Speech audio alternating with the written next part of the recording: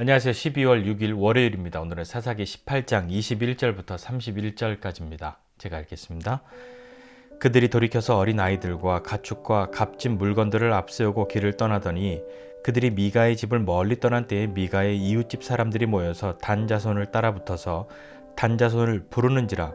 그들이 얼굴을 돌려 미가에게 이르되 네가 무슨 일로 이같이 모아가지고 왔느냐 하니 미가가 이르되 내가 만든 신들과 제사장을 빼앗아 갔으니 이제 내게 오히려 남은 것이 무엇이냐? 너희가 어찌하여 나더러 무슨 일이냐고 하느냐 하는지라. 단자손이 그에게 이르되 내 목소리를 우리에게 들리게 하지 말라. 노한 자들이 너를 쳐서 내 생명과 내 가족의 생명을 잃게 할까 하노라 하고 단자손이 자기 길을 간지라. 미가가 단자손이 자기보다 강한 것을 보고 돌이켜 집으로 돌아갔더라. 단자손이 미가가 만든 것과 그 제사장을 취하여 라이스에 이르러 한가하고 걱정 없이 사는 백성을 만나 칼날로 그들을 치며 그 성읍을 불사르되 그들을 구원할 자가 없었으니 그 성읍이 베드르흡 가까운 골짜기에 있어서 시돈과 거리가 멀고 상종하는 사람도 없음이었더라. 단자손이 성읍을 세우고 거기 거주하면서 이스라엘에게서 태어난 그들의 조상 단의 이름을 따라 그 성읍을 단이라 하니라. 그 성읍의 본 이름은 라이스였더라. 단자손이 자기들을 위하여 그 새긴 신상을 세웠고 모세의 손자여 게르솜의 아들인 요나단과 그의 자손은 단지파의 제사장이 되어 그 땅 백성이 사로잡히는 날까지 이르렀더라. 하나님의 집이 실로에 있을 동안에 미가가 만든 바 새긴 신상이 단 자손에게 있었더라. 아멘. 네, 단지파와 미가의 또 한 번의 작은 충돌이 일어납니다. 단지파가 미가의 집에 있는 신상과 제사장을 빼앗아서 라이스로 그들의 땅을 그들이 차지하려고 하는 그 땅 라이스로 향하고 있었기 때문이죠. 따라붙어서 미가와 그의 이웃집 사람들이 따라와서 단을 부릅니다. 단이 뭐야 그렇게 하니까 내가 만든 신들과 제사장을 빼앗아 갔는데 내가 어떻게 가만히 있냐 이렇게 이야기합니다. 단이 조용히 해 꺼져 이렇게 이야기를 하고 목소리 들리게 하지 말라고 너를 죽일 거야 이렇게 이야기하니까 미가가 자기보다 단이 훨씬 강한 줄 알고 겁을 내고 물러가지요. 여기에서 보니까 미가가 이렇게 이야기합니다. 내가 만든 신들과 제사장. 참 이것이 이 미가가 신이라고 불렀던 이 존재들, 이 우상들, 이 얼마나 보잘것없고 볼품없는 것인가를 스스로 증명하는 거죠. 내가 만든 신이라고요. 신을 만들어냅니까? 내가 만든 신은 어떤 신인가요? 사람들은 신을 만들어내죠. 자기가 신처럼 생각하는 것들, 그것을 신으로 만들어냅니다. 자기에게 좋은 대로 내가 원하는 대로 신을 만들려 하는 거죠. 그러니까 신앙생활 하면서도 하나님을 내 마음대로 조종하려고 하는, 내가 하나님을 컨트롤하고 싶은 그런 마음이 사람들 마음에 있는 것은 뿌리 깊은 우리의 죄성에 기인하는 것 같습니다. 자, 그렇게 이야기하고 단자손은 어떻게 되냐면 그 다음에 단자손이 27절 이하예요. 미가가 만든 것, 우상이죠. 은으로 씌워놓은 그 신상, 드라빔 이런 것들이요. 그리고 그 제사장을 취해서 라이스에 갑니다. 가보니까 한가하고 걱정 없이 사는 백성들, 전쟁하려고 맘먹고 간 사람들이 한가하고 걱정 없이 사는 사람들과 싸움하는 게 싸움이 되겠습니까? 심지어 그 동네는 시돈에 있는 사람들과 너무 멀리 떨어져 있어서 아무도 상종도 하지 않고 그 교류가 누가 찾아오지도 않는 너무 외진 곳인데 너무 좋은 곳이죠. 너무 멀고. 그러니까 그냥 거기서 전쟁이 나도 소문이 나는 데까지 한참 걸렸을 겁니다. 그러니 당연히 이 라이스 사람들을 도와주러 누가 온다는 것은 불가능한 일이었겠죠. 자, 그렇게 이 사람들을 다 죽이고 그들을 쳐서 다 불사르고 새로 도시를 건설합니다. 이름도 라이스에서 단이라고 바꾸는 거죠. 자기들 땅이라는 거예요.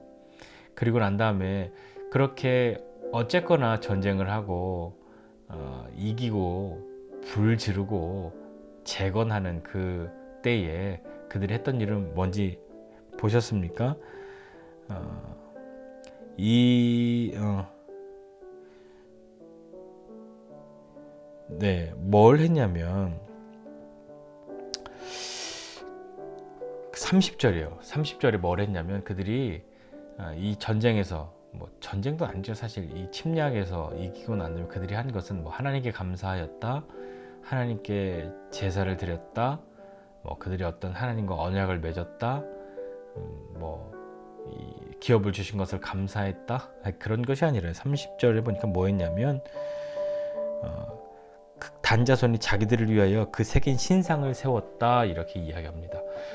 그렇게 하고 난 다음에서 그들이 한 것은 신상을 세운 거예요.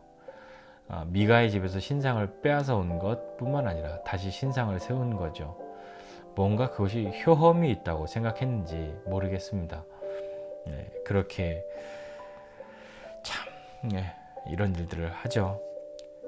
그리고 난 다음에 이 앞선 미가의 집에 부자격의 그 제사장이 된 레위인 청년이 누군지 이제 드디어 정체가 드러납니다. 그가 누구였냐면 모세의 손자요, 게르솜의 아들인 요나단, 그와 그의 자손들이 단지파의 제사장이 되었다, 이렇게 이야기합니다. 모세는 누굽니까? 참 아이러니해도 이런 아이러니가 없죠. 하나님이 이스라엘을 출애굽할 때에 그들의 지도자로 세운, 아무것도 숨기지 않았던, 내가 모세에게는 아무것도 감추지 않는다라고 말씀하셨던 그 모세의 손자, 그가 이런 일들을 하였습니다. 우상을 섬기고 자기 마음대로 하나님의 이름을 빙자하여 신탁을 이야기하고 했던, 그리고 미가의 가정을 버리고 단지파의 제사장이 된 나를 고용한 미가, 난 미가 아들처럼 대우받아 그랬다가 더 큰 단지파의 제사장이 된 그 요나단은 모세의 후손이었단 말입니다. 어떻게 보면 요즘 말로 하면 신앙의 금수저 집안이죠. 할아버지가 모세잖아요.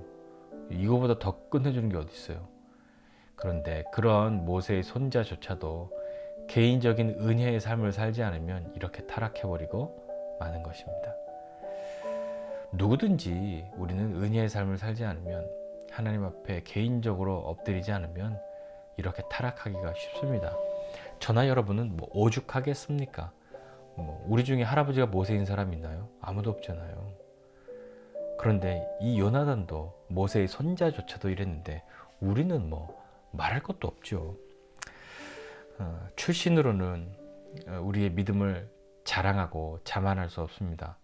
우리 할아버지가, 우리 증조할아버지가, 고조할아버지가 우리는 최초의 선교사로부터 그런 집안이라 할지라도, 물론 그것이 되게 감사한 일인데, 그들이 개인적으로 그런 집안의 후손이라 할지라도 개인적으로 은혜의 삶을 살지 않으면 그도 타락할 수 있다는 거죠.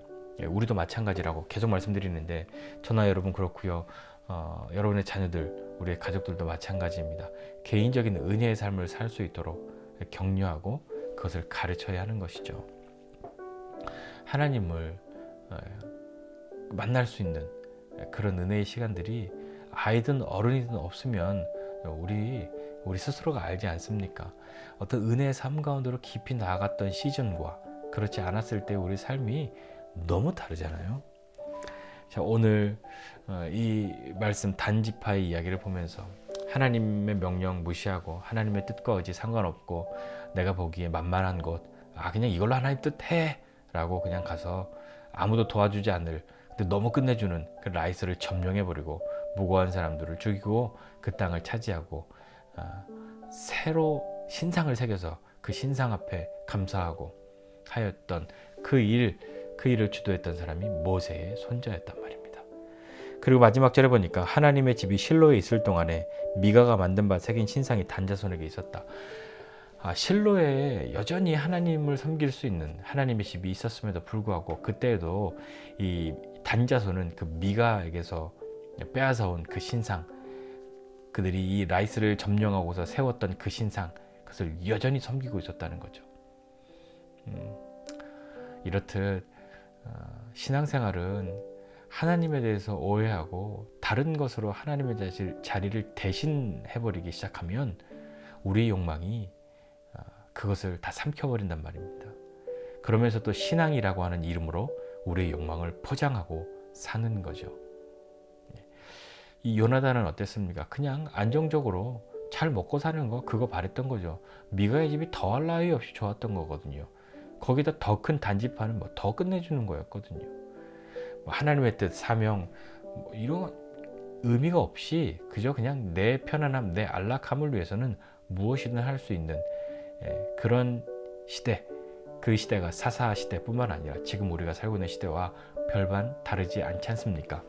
자, 오늘 하루 우리가 믿음의 삶을 살아가면서 하나님, 제가 개인적인 은혜의 삶을 사모하고 나아가지 않으면 우리도 여지없이 넘어지고 주저앉고 퇴보할 수밖에 없는 사람, 타락할 수밖에 없는 사람이라는 것을 주님께 고하고 하나님의 은혜를 힘입어 믿음으로 나아가는 저와 여러분 모두가 되시기를 주님의 이름으로 축복합니다. 기도하겠습니다.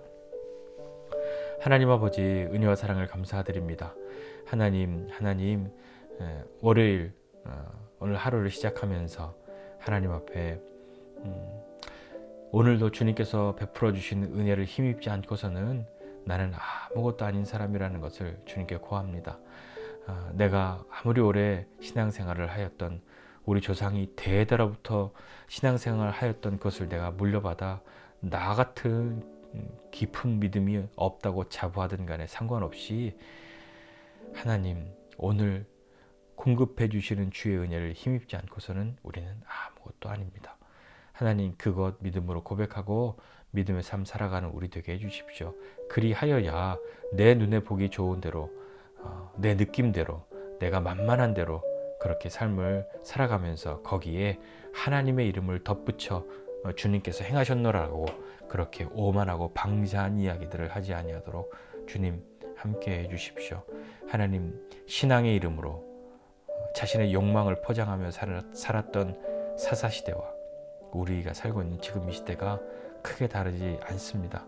하나님 참된 믿음의 길로 나아가도록 은혜 베풀어 주십시오. 감사드리고 예수님의 이름으로 기도드립니다. 아멘.